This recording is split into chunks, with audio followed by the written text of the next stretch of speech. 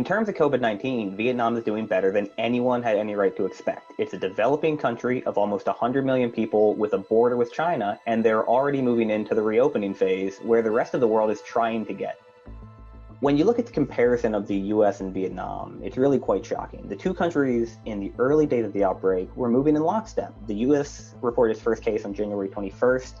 The first case in Vietnam was 2 days later. And yet you roll the tape forward to today, the US, a country of about 3 times Vietnam's population, has 100,000 deaths and nearly 2 million confirmed cases.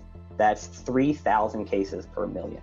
Vietnam has just over 300 cases. That's only 1/1,000th of the per capita caseload of the US, and so far 0 deaths.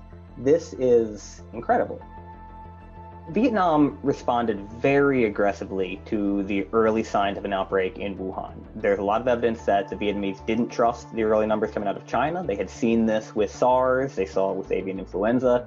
They assumed that this was going to be worse than Beijing was reporting. They moved very early to suspend travel with China. They began very vigorous contact tracing of anybody who had symptoms and quarantining all the people, not just who had symptoms, but all the people they had come in contact with, in a way that a lot of other countries were very hesitant to do. One of the things that became clear early on was that there was an enormous amount of trust from most of the public in what was coming out of the official media in Vietnam. Vietnam's government, despite being a one-party authoritarian state, was quite open and transparent when it came to the disease.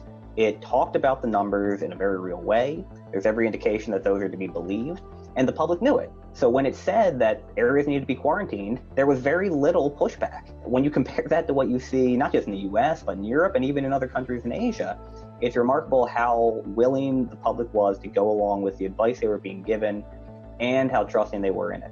Now, the other piece of this, of course, is that Vietnam does have an apparatus of state security institutions and a very light involvement here from the army that helped a lot of this succeed. This infrastructure doesn't exist in places like the United States. Contact tracing in the United States is much, much harder. Vietnam could rely on pre-existing structures of the state that are used for surveillance in order to switch those easily into contact tracing.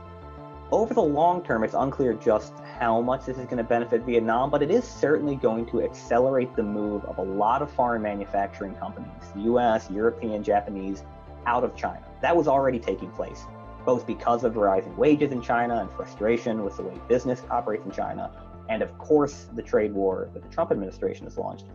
The COVID-19 pandemic is just going to speed that up, and Vietnam is the #1 place that a lot of